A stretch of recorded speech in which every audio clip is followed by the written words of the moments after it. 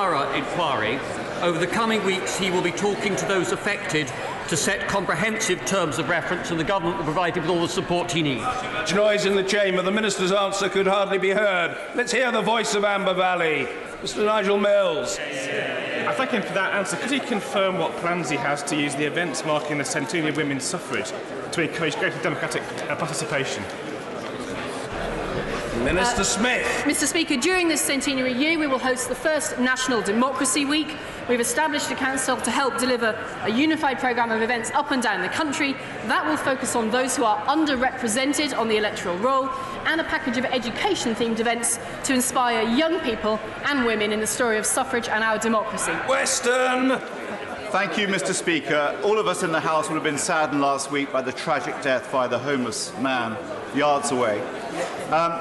Can the Minister tell us how the Cabinet Office is working with all departments to ensure this crisis is resolved quickly?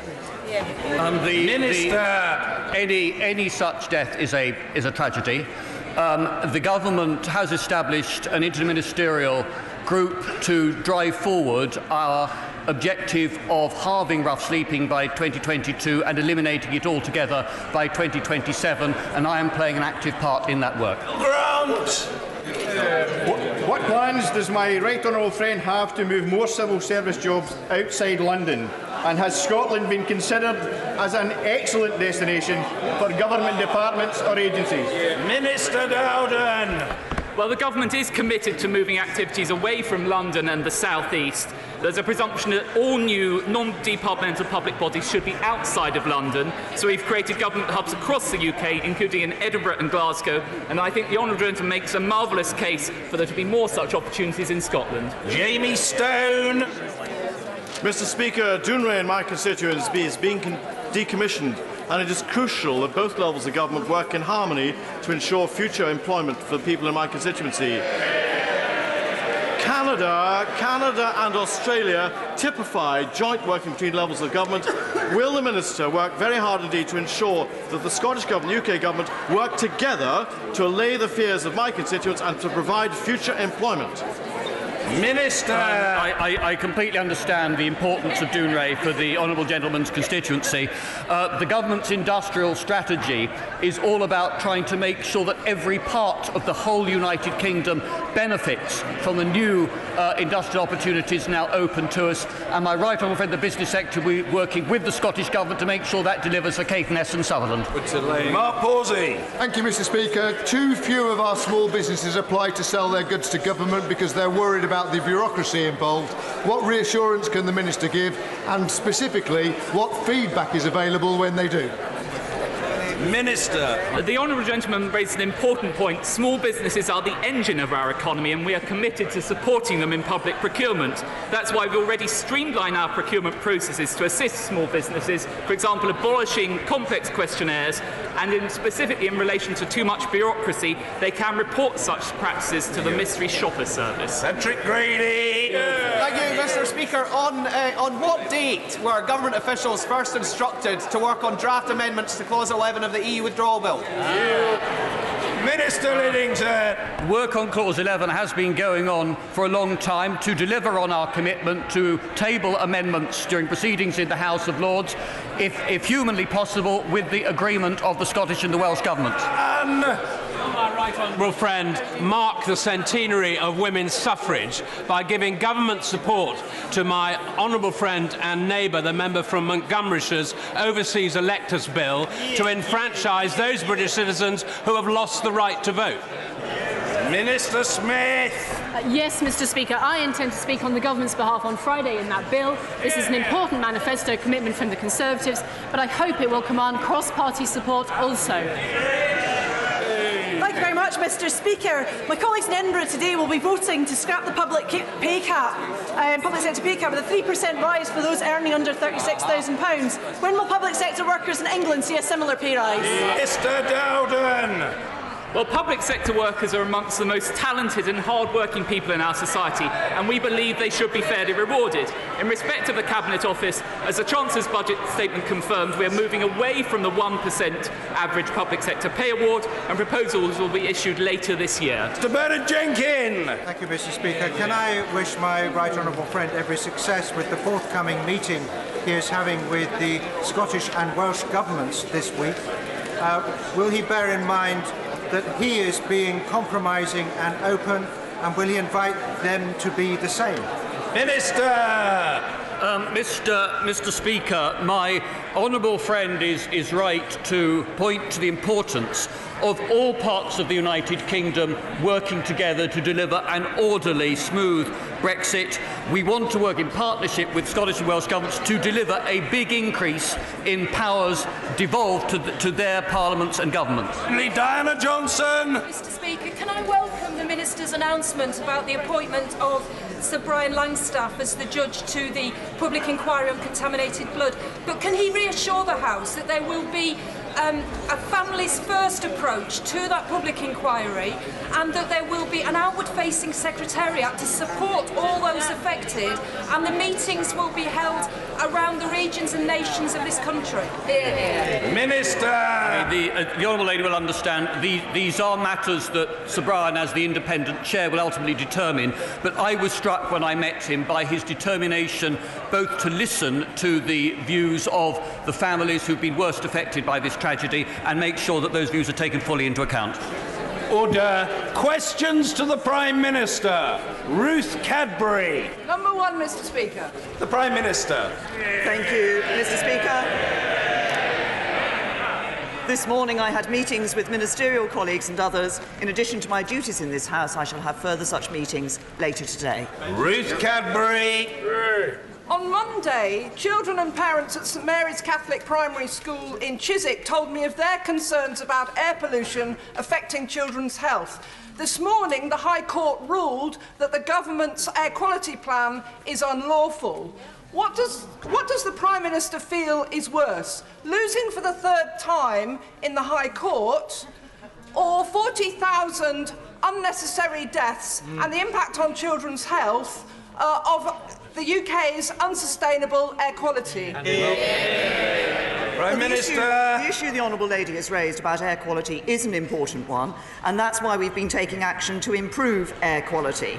But can I just say to the honourable lady that the way she has described the court's decision this morning, I don't think properly reflects the decision that the court has given. If I can just perhaps, Mr. Speaker, explain to the House, because we do welcome the fact that the court has dismissed the complaint relating to 5 cities with major air quality problems, has found that we are taking appropriate action. They've agreed that the modelling we used to support the 2017 air quality plan is sound. They have asked us to go further in areas with less severe air quality problems. Where we thought a pragmatic approach was appropriate, we will now formalise that. But actually, on 2 out of the 3 counts, they found in the government's favour. Eddie Hugh. Thank you, Mr. Speaker. The people of Willenhall and Bloxwich want to see more police on the streets. I lobbied the Police Minister for funds to put more police on the streets. So will the Prime Minister join me in urging the Labour Police and Crime Commissioner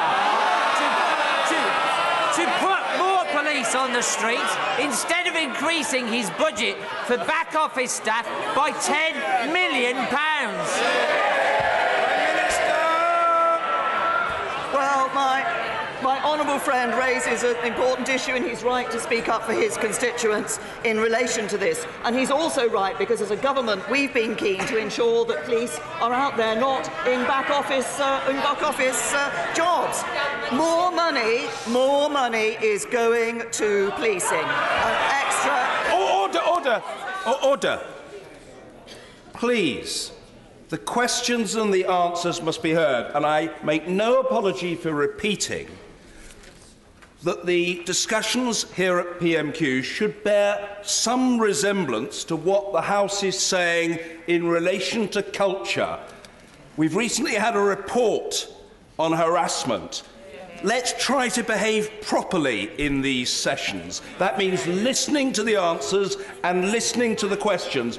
Both sides of the House have got to try to wake up to the reality that huge numbers of people outside this place, I couldn't care less about the press gallery, huge numbers of people outside this place disapprove of this sort of behaviour on both sides. Stop it. Prime Minister.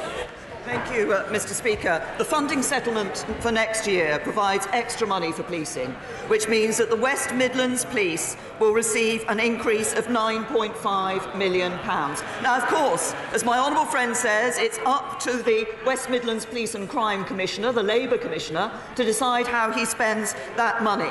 But I know that police forces can be more effective and productive, and I'm sure he's going to make his case very strongly to the Labour Commissioner. Jeremy Corbyn. Thank you, Mr. Speaker. Yesterday, the Brexit Secretary assured the country that Brexit will not plunge Britain into a Mad Max-style world borrowed from dystopian fiction. Doesn't the Prime Minister feel he could set the bar just a little bit higher?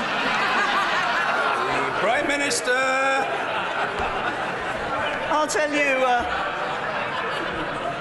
as the right honourable gentleman knows, we're very clear that we're going to ensure that when we leave the European Union, we are going to be able to take back control of our borders, our money and our laws. And I have to say to him, the only fiction around in relation to the Brexit and the European Union is the Labour Party's front bench, who can't even agree with themselves what their policy is. Jeremy Corbyn! Mr. Speaker, one of her former Brexit ministers in the other place warned the Prime Minister that Britain will be walking a gangplank into thin air if she doesn't decide what she actually wants on leaving the European Union. In his speech, the Brexit Secretary also said fears about a deregulatory race to the bottom were based on nothing. So why then did his own department's exit analysis state there could be opportunities for Britain in deregulating areas such as environment and employment law? Prime Minister. Can I say to the right honourable gentleman, he talks about what we actually want to achieve when we leave the European Union. I'll tell him what we want to achieve. We want to ensure that this is a country that can negotiate free trade deals around the rest of the world. We want to ensure that we have a good trade agreement with the European Union, and that's what we'll be starting to negotiate. We want to ensure we have a good security partnership with the European Union, as I set out in detail in my speech in Munich last week. But what we also want to ensure that this country takes the opportunities that will be open to us outside the European Union to boost our economy, to ensure that we're developing the economy of the future, the jobs for the future, more high-paid, high-skilled jobs for the people in this country. We're putting the people first. Jeremy Corbyn. Mr. Speaker, in December, the Foreign Secretary and the Environment Secretary were briefing that the Working Time Directive would be scrapped. Yeah. The CBI and the unions are very clear that they're not looking for a bonfire of regulations, quite the opposite. The only party that wants to scrap workers' regulation protections are the party opposite. In her Lancaster House speech a year ago, the Prime Minister clearly stated, "I also want tariff-free trade with Europe." Now, a year on, she's downgraded that aim to as tariff-free as possible. Businesses and workers want tariff-free access to protect jobs. So why has the government abandoned that for as tariff-free as possible? Prime Minister. I have to say to the right honourable gentleman, the government has not abandoned its negotiating position in relation to this. We will be ensuring that we get that good, comprehensive trade agreement, new economic partnership with the European Union. But he also mentions workers' rights. I have been clear since I became Prime Minister that this is a government that will not only protect workers' rights, but enhance workers' rights. And let's just look at the Conservatives' record in government. Who was it? Which government was it that took action on 0 hours contracts? A Conservative government, not Labour. Which government is it that got Matthew Taylor to actually report on the new economy so we ensure workers get the highest rights? A Conservative government, not Labour. Which government is it that's ensuring that workers' voices are heard on the boards of companies? A Conservative government, not Labour. Jimmy Corbyn! Well, I don't know if she's had a chance to read the Daily Telegraph today, but 62 of her backbenchers want a bonfire of regulations, want to destroy workers' rights in this country. When the government's EU exit analysis... Mr. Speaker, when the government's European Union exit analysis was published, the Brexit minister said it does not consider our desired outcome. Could the Prime Minister take this opportunity now to tell the House and the country what is the government's desired outcome? Prime Minister! I'm very happy to. A bespoke economic partnership. Jeremy Corbyn! OK. So, given the Prime Minister ruled out any form of customs union with the post-Brexit, can she explain how she expects then to avoid a hard border with Northern Ireland? The Prime Minister. The right honourable gentleman and others have asked this question previously. I've already pointed out in this chamber that the government published papers last summer which showed how we can deliver exactly that: no hard border between Northern Ireland and the Republic of Ireland, and a bespoke economic partnership with the European Union. Jeremy Corbyn! Well, the Foreign Secretary recently made a speech about Brexit, and he found time to mention carrots, spam, V-signs, stag parties and a plague of boils. Not one mention of Northern Ireland in his speech. Mr. Speaker, we're halfway through. Mr. Morris, calm yourself. It's not good for your health. It's only Wednesday, man. You've got the rest of the week to get through. I'm trying to help you. You should appreciate my kindness. Jeremy Corbyn. Mr. Speaker, we're halfway through the 6 speeches we were told would set out the government's negotiating position. So far, all we've had is waffle and empty rhetoric. Businesses need to know. People want to know. Even her backbenchers are demanding to know. But it isn't clear from today's exchanges this government isn't on the road to Brexit, Mr. Speaker. It's on the road to nowhere. Prime Minister!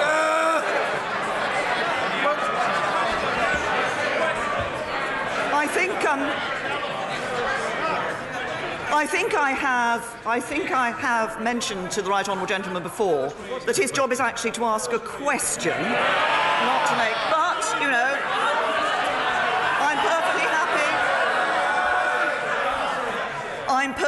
I'm perfectly happy to respond to the points that he made. He said that we have not set out any detail. Can I suggest to him that he needs to think very carefully about the security partnership that we want with the European Union when we have left? I set out in my speech in Munich last week exactly what we want that security partnership to cover, because we believe in ensuring that we are maintaining the security and safety of people here in the UK, but also of people in Europe. And we are unconditionally committed to the safety and security of Europe. But can I congratulate the right honourable gentleman, because normally he stands up every week and asks me to sign a blank cheque. And I know he likes cheques, but really, that is terribly depressing. Kevin Foster! Thank you,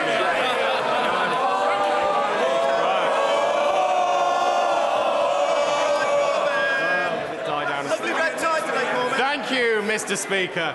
My constituent Evelyn Fisher was killed when a car mounted the pavement, with tests done after the incident indicating the driver had an undiagnosed medical condition which would have needed to be assessed by the DVLA if it had been detected beforehand. What view does the Prime Minister take of the current system and rules for ensuring those who hold driving licences are fit to drive? Can I say to my honourable friend that he has raised a very important point, because it is absolutely crucial. Of course, we want to ensure that people who are driving are actually fit to drive.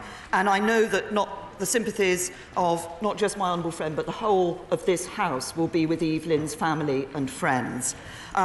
The current driver licence system is designed to balance the needs of road safety with those of the individual. All drivers must inform DVLA if they have a medical condition which may affect their driving, and should discuss any concerns that they have with their own medical professions. We do take this very seriously, and we are committed to ensuring that those who are granted a driving licence are those who are fit to drive. Ian Blackford. Thank you, Mr. Speaker. At least 194 people have been killed in the last 48 hours in Eastern Ghouta. Can the Prime Minister tell the House what discussions her government has had with UN colleagues since Sunday on enforcing existing UN resolutions calling for an end to sieges of civilian areas and attacks on civilians? Well, can I say to the gentleman that he has raised an important issue, and we are appalled by the escalation of airstrikes in Eastern Ghouta and are deeply concerned by the reports that have been coming through of the ongoing deliberate targeting of civilians and civilian infrastructures. This is in blatant violation of international humanitarian and human rights law, and we as the United Kingdom government certainly do call on the regime and its backers to cease this campaign of violence. They should respect international humanitarian law, protect civilians and allow rapid and unfettered humanitarian access, because there is concern that I think it's something like 700 people who need medical evacuation are being refused that evacuation by the regime. We will be continuing to work with the UN and the UN Geneva-led process. And finally, I would just say that the UN envoy has our full support in the work that he is doing to try to bring an end to this by finding a political solution for Syria. Ian Blackford. Can I thank the Prime Minister for that answer? The bombing, Mr. Speaker, is relentless. Doctors on the ground are treating pregnant women and babies who have lost limbs.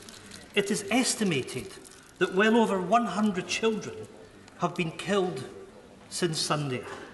The UN has issued desperate pleas calling for political intervention, stating that no words will do justice to the children killed, their mothers, their fathers and their loved ones. Will the Prime Minister show leadership and join me in calling for an urgent meeting of the UN Security Council to address the horrific genocide unfolding in Syria? Prime Minister. The United Nations has called on governments around the world to call out the action that has been taken and to be ready to stand up against that action. And that is exactly what this government is doing. We will be ensuring that we will be talking to our colleagues within the United Nations to ensure that the best possible approach that can be taken in relation to these issues. But it's not just about the Syrian government, it's about the backers of the Syrian government as well. And we call on all their backers, including Russia, to ensure that this violence stops and that those people who are in need of help are given that help. Chris Green. Thank you, Mr. Speaker. De La Rue has been manufacturing and innovating in the UK for nearly 200 years, including at its factory in West Horton at the heart of my constituency. They're the only British company bidding to produce our new passport, the other two being French. So, will my right honourable friend commit to doing all she can to support our manufacturers, our innovators, and making our new blue passport truly British? Prime Minister. Can I say to my honourable friend, I'm sure he's aware that this will be an open and fair competition, that I can't comment on individual bids, but I'm sure he will make his voice heard. But it is right that from autumn 2019 we will issue new blue and gold passports. That's always been the UK's colour of choice for our passports, and I think it is absolutely right that after we leave the European Union we return to deciding the colour of passports that we want, not what the European Union. Angela Smith. Thank you, Mr. Speaker. My constituent, Claire Throssell, suffered terrible tragedy when her two children were murdered by their father in an arson attack on the family home, This brave woman has since dedicated herself to campaigning for better protection for victims of domestic violence from the family courts and from the various public services concerned. Can I ask the Prime Minister When is the domestic violence bill going to be published? And will it be as comprehensive as she promised when she announced the intention to legislate?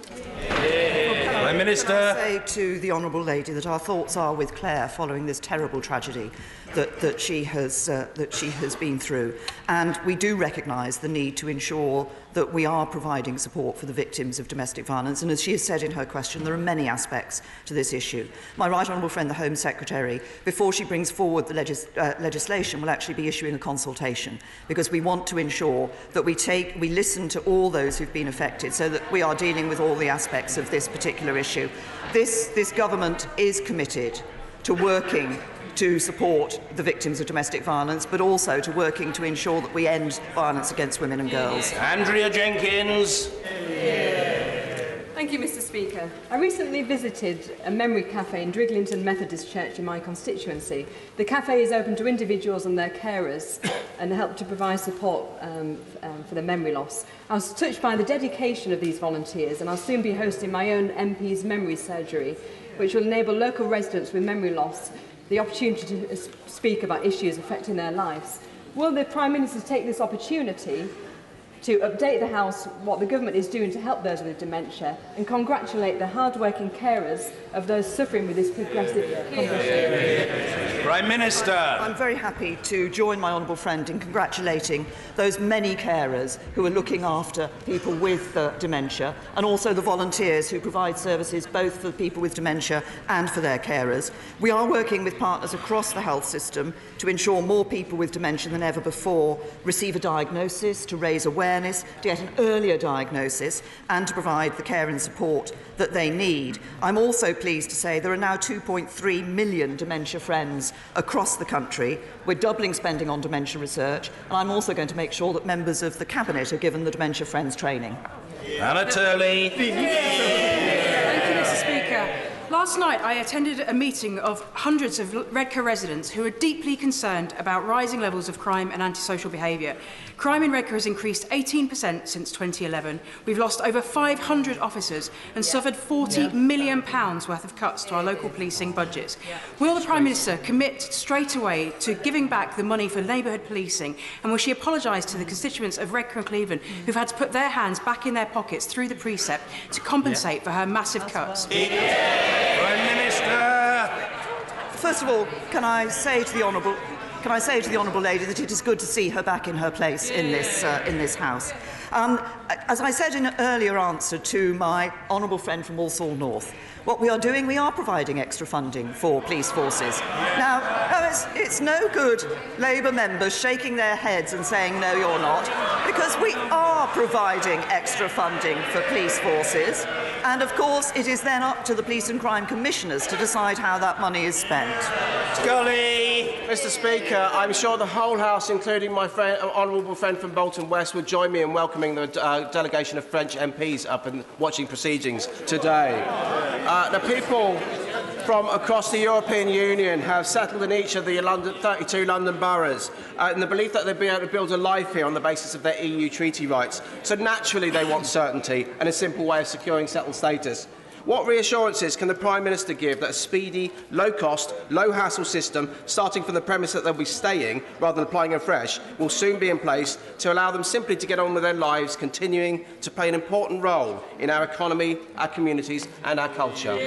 Prime Minister. Well, can I say to my honourable friend, I'm happy to join, as I'm sure Mr. Speaker does, the fact that we are have been joined in the gallery by a delegation of French members of Parliament. But he's raised a very important point about EU citizens who are living here in the United Kingdom. They've made a huge contribution to our country. That's why we want them and their families to stay. I'm absolutely clear that EU citizens living lawfully in the UK today will be able to stay. He refers to the process for applying for settled status, and I can assure him it's not going to cost more than the cost of a British passport. EU citizens will have a period of 2 years to apply. It's going to be a digital system, it'll be streamlined, it'll be user-friendly, and it will ensure that this is as simple and easy a process for people as we can provide. Chris Bryant. Well over 1 million people in this country are living with the consequences of acquired brain injury. And the great news is that thanks to the government's new trauma centres, 600 extra lives are being saved every single year. That is brilliant. The problem is many of these people are having their lives saved, but they're not getting the rehabilitation support that can get them to live independent lives all over again. Miracles can be done, but half the units have no rehabilitation consultant at all. So will the Prime Minister please get together all the ministers who have a responsibility in this area, not just health, but the MOD, the justice system, which is heavily impacted, the Treasury, and the Department of Work and Pensions, to make sure that every single person who has an acquired brain injury in this country gets the full rehabilitation that they need. Prime Minister. The right honourable gentleman has raised a very important point, and as he may know, there are two ways in which those rehabilitation services will be commissioned. NHS England commissions specialised neurological rehabilitation centres for complex brain injury, and they do that at a national level. But more routine rehabilitation is commissioned locally. But NHS England also sets out a series of guidance for those commissioners to support delivery, including for brain injury. But he has raised a very important point, and I will ask the Health Secretary to respond to him and to take up the issues, the specific question that he has raised. Crispin Blunt. Thank you, Mr. Speaker. Can I tell the Prime Minister how welcome the Police Minister's statement was yesterday at the urgent question, that he's going to help Alfie Dingley find a way through the regulations to access the medicinal cannabis that he needs. Could she not only ensure that the Minister's words go beyond the popular view of "I'm from the government, I'm here to help," but also join the majority of states of the European Union, of the United States, of British public opinion, and all the colleagues who raised questions yesterday to give British citizens the earliest possible access to the potential benefits of medicines derived from cannabis on a proper evidence-based process, and for the United Kingdom to get on the front foot in licensing all the medical investigations that need to be done to get us these benefits. Prime Minister. I know that the sympathies of the members across the House are with Alfie and his family as he's undergoing treatment.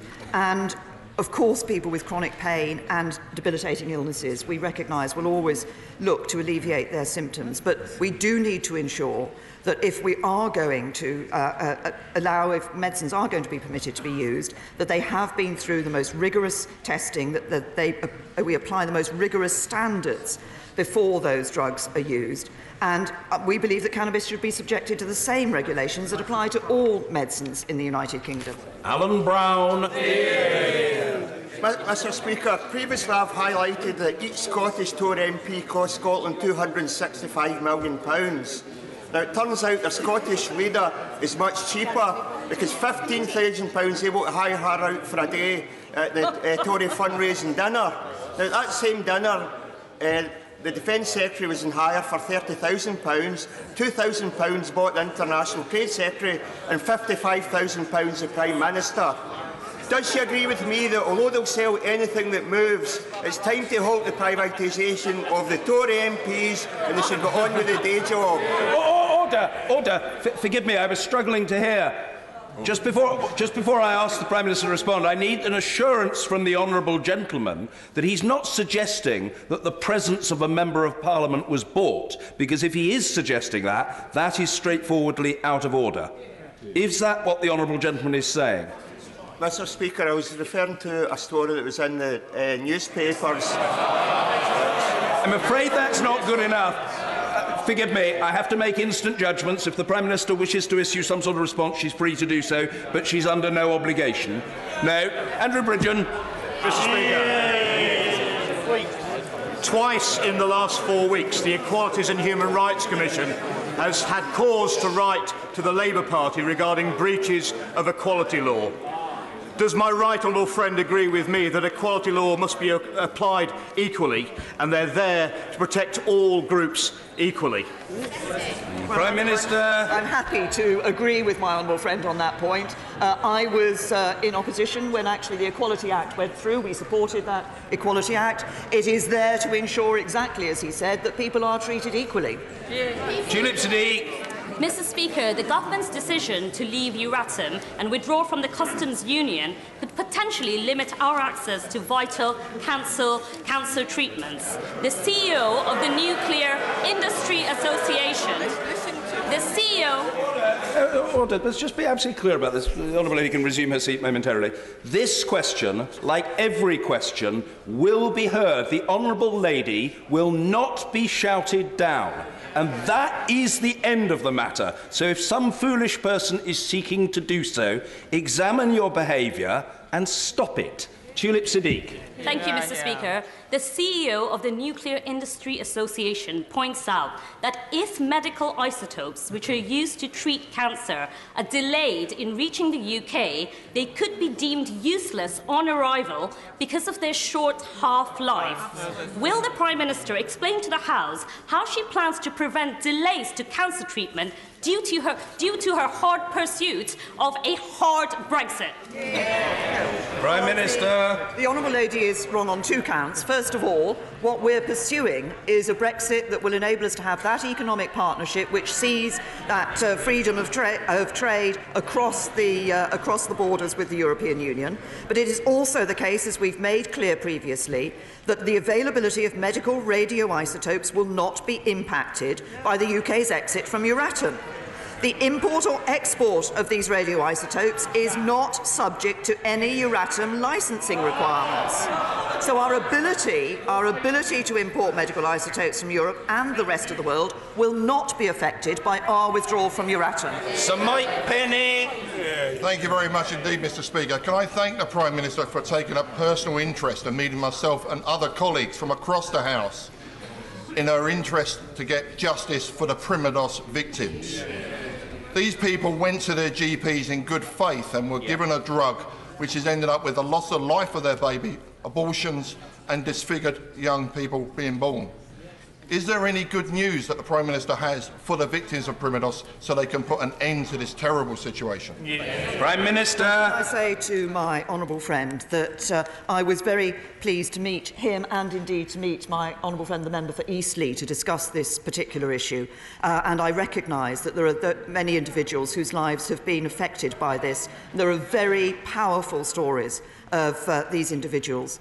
I know this has been a concern across the whole of this House, and the concerns raised by campaign groups, not just about Primados, but some other issues like vaginal mesh and sodium valproate, I think have highlighted that there is an issue with our regulatory and healthcare system, and we are determined to address it. And I've been clear that we need to do better. I was very struck by the powerful stories I heard. We do need to see a faster, more understanding response to patients when they raise concerns. And if my right honourable friend can be a little patient, my right honourable friend, the Secretary of State for Health, will be making a statement this afternoon setting out his plans to the House for review on these issues. Steve Reid. Speaker, it's over 8 months since the terrible fire at Grenfell Tower, but thousands of people are still living in blocks with dangerous flammable cladding, including Cityscape in Croydon. Now, this dangerous cladding was allowed to go up because of flawed government guidance, and there's still, on average, one fire every month linked to this cladding. It's clear that this is the government's responsibility. So why is she running the risk of a second Grenfell Tower when she could act and take this dangerous cladding down? Prime Minister. Honourable gentleman, that over the years, under both Labour and Conservative governments, obviously the building regulations and enforcement have been looked at. The arrangements in relation to enforcement were in fact changed by the last Labour government. What we did immediately following the appalling fire at Grenfell Tower, what we did immediately was to ensure that all those local authorities and others worked with their fire authorities to inspect towers, to look at where the cladding was available. There aren't just issues about the cladding, it's about how it's affixed to the buildings as well. Action was taken by local fire authorities in those areas where they thought it was necessary to do that. That is why we saw, for example, in Camden, people having to leave their tower block while action was being taken. My right honourable friend, the Housing Secretary, has put in place that review of the regulations. It was urgently put in place, and action is being taken as a result of that review. Douglas Ross.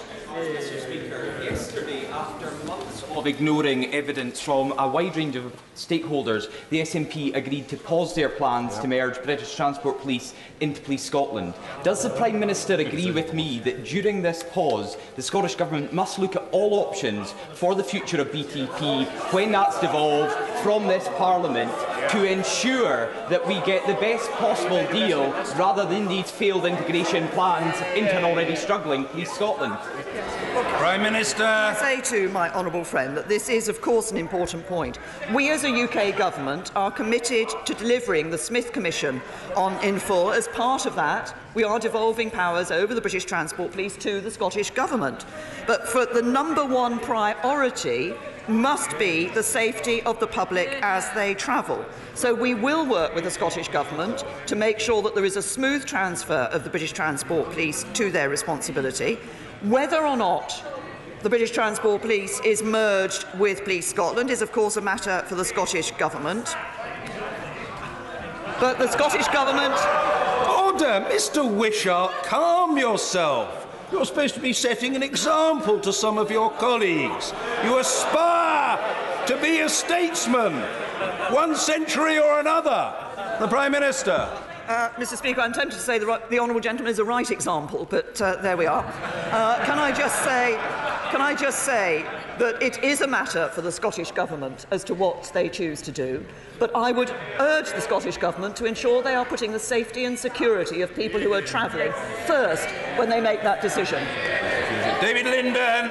Thank you, Mr Speaker. I'd like to ask the Prime Minister a question for policy that she's responsible for. Over the course of the last 2 months, this government has butchered Glasgow's job centre network. Will the Prime Minister look me in the eye and tell me that no more job centres in Glasgow are due for closure? Prime Minister. Can I say to the honourable gentleman, he is perfectly right to ask me for questions about which I'm responsible, and I have the right, as I did previously, to comment on issues which we are taking up with the Scottish Government. And what's more, I say to the honourable gentleman, I will be the judge of what's in order, and the honourable gentleman will accept the ruling. The Prime Minister was in order, and that is, again, the end of it. Somebody has to decide, and I've done so. The Prime Minister. Thank you, Mr Speaker. What we're doing in relation to the job centre services is ensuring that there's going to be no decrease in the level of services that job centres are offering people in Scotland. In fact, we're going to increase the number of work coaches across the country to provide more support to the people that need it. These plans are designed to retain the skills and experience of the DWP workforce across the country and to ensure that we not just protect but enhance the service offered to people. Nigel Evans. Thank you, Mr Speaker. Will the Prime Minister tell the international aid sector that despite the abuses that have come to light recently, that this government is committed to helping the most vulnerable and poorest people around the world, but the sector really does need to get its act in order? Prime Minister. Can I say to my right honourable friend, this government maintains its commitment to helping the most vulnerable people around the world. We maintain our commitment to our international development budget, but we do want to work with organisations that meet the high standards that we expect. And the behaviour of Oxfam staff in Haiti was, quite frankly, horrific. It was far below those standards. But I'm pleased to say that not only has my right honourable friend, the International Development Secretary, shown immediate action by demanding assurances from all our charitable partners here and abroad about their safeguarding and protection policies. She's also demanded those by the end of the month. Next month, DFID and the Charity Commission will hold an urgent safeguarding summit where they'll bring together UK international development charities with regulators and experts to look at the possibility of an accreditation scheme that can be used for aid workers, and later in the year to take that into the international arena. It is absolutely crucial that we continue our support through aid for those who are most vulnerable, but they also deserve to be treated by the same high standards that we would expect to be treated ourselves. Smith Eulis. Thank you, Mr Speaker. My constituent, Mr Ali Beg, was refused leave to remain because of a minor legitimate correction to his tax return, which the Home Office under Section 322.5 of the Immigration Act has deemed a threat to national security. Today there's a protest outside against this Tory government's policies towards highly skilled migrants, so my constituent is clearly not alone in this. My constituent's home is in Glasgow. He has worked hard and and contributed to society. Why does the Prime Minister want to force them out? I say to the Honourable Lady, I'm not going to comment on the individual case. The Home Office looks at the circumstances of individuals. There are rules and immigration rules that are in place, and the Home Office will make decisions accordingly. Bob Blackman. Thank you, Mr. Speaker. The whole House will be well aware of the excellent work done by the Holocaust Education Trust. And in particular, the brilliant Lessons from Auschwitz project. But at the moment, the Polish Constitutional Court is considering a draft law which would make it illegal to refer to Polish death camps and also the role of Polish citizens during the Holocaust. Will my right honourable friend take up this with her counterpart in Poland to ensure that the families of victims and the survivors' words are heard, that history cannot be rewritten?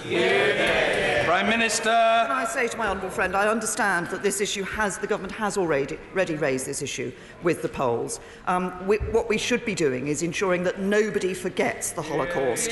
Nobody forgets the horrific inhumanity to man that was shown through the actions that were taken by the Nazis in the Holocaust. And I think the Holocaust Education Trust does very important work.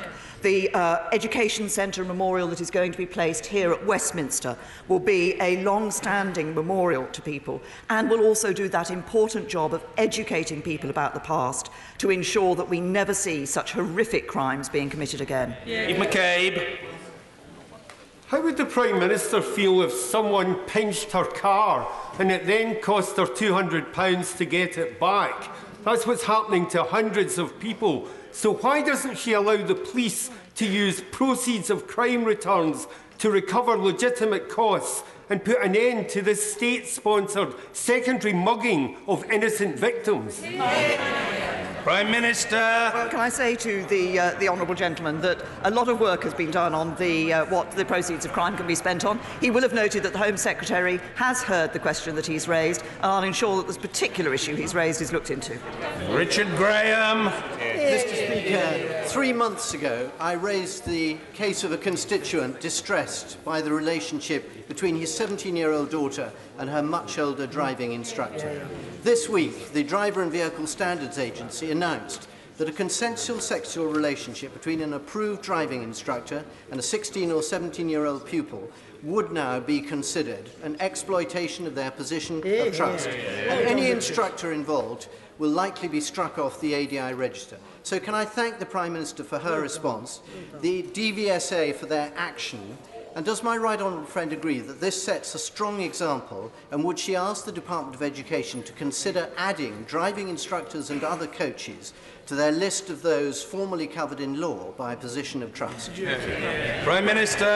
Can I thank my honourable friend for having raised what was an appalling case, but from that, as he said, has come a change in attitude from the DVLA, which I hope will be of benefit to others who could have been put into that very difficult and appalling situation. And I will certainly ask the Department for Education to look at the point that he's raised. Jill Furness. Thank you, Mr. Speaker. In Sheffield, the Council's £11.1 million projected current overspend on children's services is the highest in Yorkshire and Humber and the second highest in England. This is clearly in correlation with the £350 million of cuts since 2010. What does the Prime Minister say to those children who need these vital council services but may not be able to access them because the Tories continue to cut council budgets so savagely? Prime Minister. As I pointed out earlier, in response to other questions, what we are doing is ensuring that we have done over the settlement period that local authorities do have more money to deal with some of the particularly difficult issues that they have to deal with at a local level. We do want to see and ensure that children are given the best possible start in life, but it is completely wrong to suggest that decisions taken at local level are all the responsibility of this government. Ross Thompson. Thank you, Mr. Speaker. It is clear from academics, dog behaviourists, charities and trainers that electrocuting dogs does not help train them, but risks creating more detrimental long-term consequences for their welfare. And thank you to all the colleagues who came along to my event yesterday to sign up to the pledge to ban the shot collar. Therefore, does my right honourable friend agree with me that as dogs are man's best friend, it's time we showed some of that loyalty and friendship in return by banning the use, distribution and sale of these barbaric devices? Prime Minister. I thank my honourable friend for raising this issue, and I know he has been campaigning long and hard on this particular issue. We've made clear in the updated statutory code of practice for the welfare of dogs that positive training should be used, and that any training that involves pain, injury or distress would breach the Animal Welfare Act 2006. But I understand that my honourable friend will be meeting the Environment Secretary to discuss this further. Susan Ellen Jones. Thank you very much, Mr. Speaker. The Deputy President of the National Farmers Union has said that losing full access to the European single market could be absolutely disastrous for British agriculture. Does the Prime Minister agree with her? Well, I hope my position remains exactly what it always has been, is we are going to negotiate an economic partnership, a new economic partnership with the European Union, and I can assure the Honourable Lady that the interests of agriculture will be one of the considerations we take into account when we make sure that we're still able to have a good trade arrangement with the European Union, as well as improved trade arrangements with the rest of the world. Thank you. Order.